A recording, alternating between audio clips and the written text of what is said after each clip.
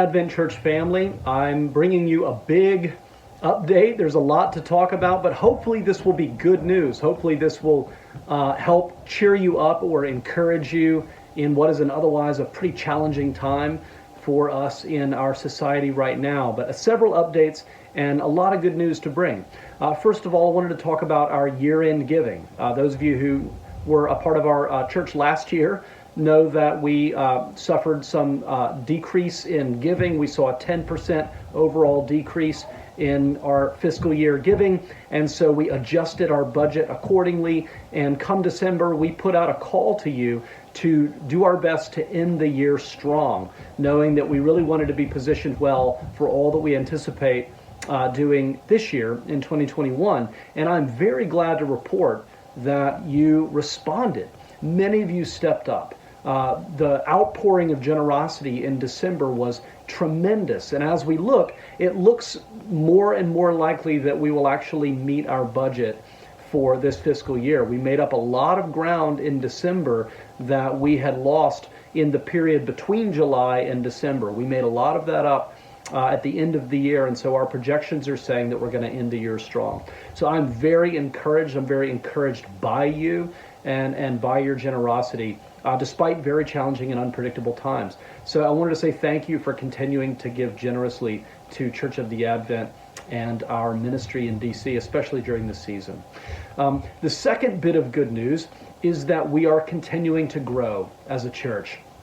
Even though some people have transitioned for various reasons away over the course of the past year, we've had many other people who have joined our community. And what we found is that the necessity of going online, which admittedly is not something that I probably would have considered had it not been for COVID, that has created an opportunity for many people to connect with our church who otherwise may not have ever even known we were here. And so a number of those people have actually become a regular part of the worshiping life of our church. These are people that we anticipate seeing when we begin regathering together in person, people who want to become a long-term part of our community. And so we have our membership class, our foundations class that's starting in a couple of weeks, and I'm happy to say the class is full. And the majority of the people in that class are people who have joined our church since COVID, since we went online. And so some of these people are people I've never met, and I'm so excited to meet you. And also, this is a plug. There is still room. If anybody else would like to take that class for any reason, you're welcome to sign up online. But very exciting news in the wake of a challenging year. The third thing, this is probably the biggest update, is I wanted to talk about our plan for regathering.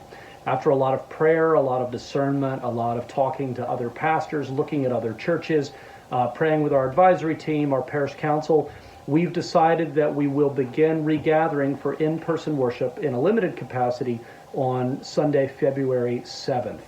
And of course, we're going to start small, lower numbers, and then gradually, as we get our feet wet and figure it out, we will increase that cap. But that's our plan. February 7th. And there's a rationale behind this that I think it's really important for me to share, because I know that there are a lot of strong feelings about this on both sides in our congregation, and really in congregations all around the country. We have a wide range of perspectives in our congregation, and you sort of have two ends of the spectrum. And really what I've realized as a pastor is that there are two distinct and seemingly opposed moral frameworks that people are operating out of in our church. Some of you are sort of neutral and you don't care one way or another, but there are many people who are operating out of these distinct moral frameworks. And what's important to understand is both of these frameworks have as their aim to love our neighbor. All right, so both are ways that people believe we should be loving our neighbor. On one side of the spectrum, you have people who believe that the best way to love our neighbor is to do everything that we can to keep the infection rate as low as possible. So that means that while we might prefer to meet in person, while that might be something that we would personally prefer, we are willing to sacrifice that for the sake of loving our neighbor by doing all that we can to minimize the risk of transmission of COVID. That's one argument. And I think it's biblical. I think it's justifiable. That's, in fact, the argument that we have been following since March. But there's another way of seeing this on the other end of the spectrum. There are those who believe that the best way that we can love our neighbor is to prioritize meeting in person for worship, the argument being the same that you might hear in the warning message before you take off on an airplane flight, that we need to be able to secure our own mask before we attend to the needs of the people around us. And the longer we go without meeting, the more and more and more dire our situation becomes spiritually. We are actually less equipped to love our neighbors because we don't have an adequate worshiping life ourselves. And so worshiping is, according to this view, essential for our spiritual health. It needs to be among our highest priorities, right? And so what I want you to hear me say as your pastor is this. I think that both are legitimate, both are biblical ways of thinking about what is a very challenging decision to have to make as a church. We stopped meeting in March based on that first ethic. We've had services online. We've done everything that we can to flatten the curve, and I firmly believe that that was the right decision. So while we've been legally allowed to meet for some time now, our rationale up to this point has been the best way to love our neighbors is to flatten the curve and reduce the spread of COVID-19. Some might ask, okay, well, if that's what we've been doing since March, what changed? Why would we change now? Especially when the numbers are so high. Why in the world would we consider a change in course now? And there are a few things that have changed with regard to COVID. We know a lot more than we did back in March and April. We understand much more about how it spreads and the people who are at highest risk. We've made great advances with regard to treating, and the vaccines are being rolled out right now, and there are some people in our congregation who have already received the vaccine, more people who are scheduled to receive the vaccine. So even though the numbers are high, we can see the light at the end of the tunnel in some ways. We're also in close communication with a number of churches, congregations right around us who are already meeting again in person. And so we have examples that we can follow of how to do it safely. But I want to make it clear that there's more at stake here. It's more than just a kind of logistical decision. As a church with a sacramental theology, we believe that gathering for in-person worship is not just a preference. We believe that it's actually essential to the Christian life. It's a top priority for the spiritual well-being of our church. And this aligns with our core regathering principles that we laid out at the beginning of this pandemic. The word ecclesia, which we translate church, means a physical gathering of people in one place to worship the Lord. And it centralizes the idea that we are embodied beings, we are embodied creatures, and ultimately we need embodied worship to be the body of Christ. So meeting virtually works for a time. We've been able to do this, I think, thanks to the creativity and flexibility of our team. We've been able to do this fairly well for the past 9 or so months, but it can never permanently replace in-person worship. It can never take the place of being the ecclesia together in one place. And what we see is that the costs of not meeting in person are cumulative. They're cumulative over time. So some of you are healthcare professionals and you are trained to look for signs of physical illness. You focus on the health and well-being of the body. If I may be so bold, in many ways, my focus is on the health and well-being of the soul. And I'm trained to look for signs of spiritual illness, spiritual sickness. And that's what we as pastors do. That's our one of our jobs as shepherds in the church. And so as we look, we have anecdotal evidence and observational evidence that would suggest that our congregation has suffered somewhat from not meeting for so long. Anecdotally, there are many people who have reported to me that they feel spiritually drained, spiritually disconnected from the church, disconnected from their faith, disconnected from God, disconnected from God's people. There are more and more people who have elected to leave our church to go to other churches that are already meeting in person. As I said, there are a number in our area that are doing that.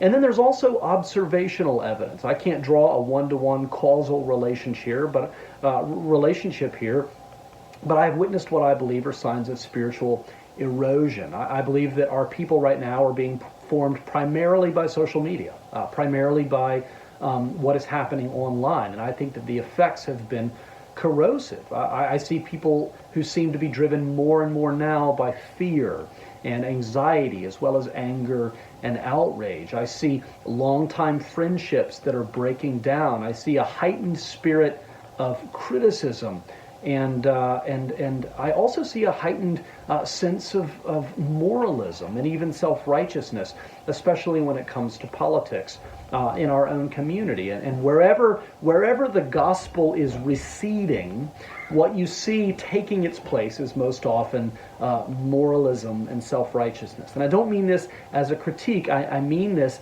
as an assessment of our collective spiritual health. I'm talking about myself. I'm including all of us in what I'm saying. And so as pastors, we have to weigh spiritual risks alongside physical risks. And that's what's really driving this decision. So the bottom line is that we are currently, unless this changes, we are legally allowed to meet in person for worship in a limited capacity. There are a number of people, a growing number of people who have come to me desperate for us to regather, to provide an opportunity for in-person worship for them. And as I look around and see other churches doing it, it is harder and harder for me to give a good reason why we wouldn't provide that option for the people who want it. We want to do our best to recognize and serve and come alongside people who want to worship in person, as well as those who are not comfortable to do it. We want to provide both options, and we will do so as long as we need to, indefinitely. More than likely, as long as technology allows, we will continue indefinitely doing both. And so what I want to ask from you is, I want to ask for charity. One of the marks of the Christian life, a spirit of charity toward those with whom you might disagree. There are people in our church who think that we should not meet in person anytime soon. I respect you. I respect the reasons why you would think that. I would ask that regardless of how you feel personally, recognize that there are people who are desperate to meet in person. Online is not working for them. It's not working for their kids. So just respect that as a valid need. For those who do choose to gather in person, I ask that you recognize the validity of the people who are not comfortable doing so. It doesn't mean they're cowards. It doesn't mean that they're faithless. It doesn't mean that they're political. It doesn't mean that they're hiding in their bunkers or any of the other rhetoric. I want to encourage you to think of the fact that there's a very real risk of infection right now. The numbers are very high, and the last thing that we want is some kind of super spreader event connected to our church. And these are very real, legitimate concerns. I would ask that for those of you who want to meet in person, that you would commit to loving your community well by recognizing that the choices that you make from Monday to Saturday will put the congregation at risk on Sunday when you come for worship. So I would ask that if you're a person who wants to come for in-person worship, that you would think about the choices that you're making and the exposure that you're taking in your life, that you would think about that through the lens of the people that you're worshiping with on Sunday, and that you would even consider prioritizing church over other exposure activities, that you might choose to sacrifice and live with a greater level of restraint in the other areas of your life so that you can come and be a part of our church in person safely. We're going to be rolling all of this out slowly. We're going to be sending out a lot more information, so that the goal is that you would be over-informed at every step of the way.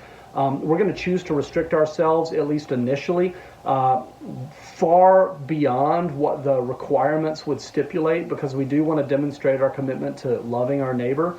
And so we're going to specifically limit the number of people who can attend initially well below our maximum capacity that would be allowed under the current regulations. We're also going to do things like initially prohibiting singing and implementing additional strategies during this time.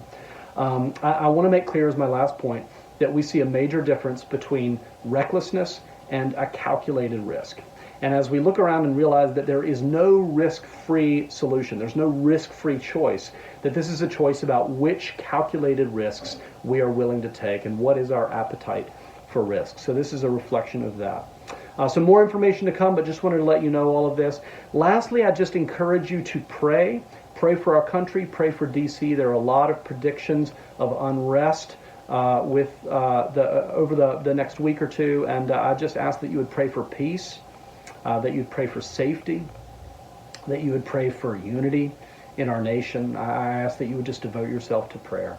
I want you to know how much I love you, that I pray for you every day, and I'm eager to see you in person and worship the Lord together soon. Amen.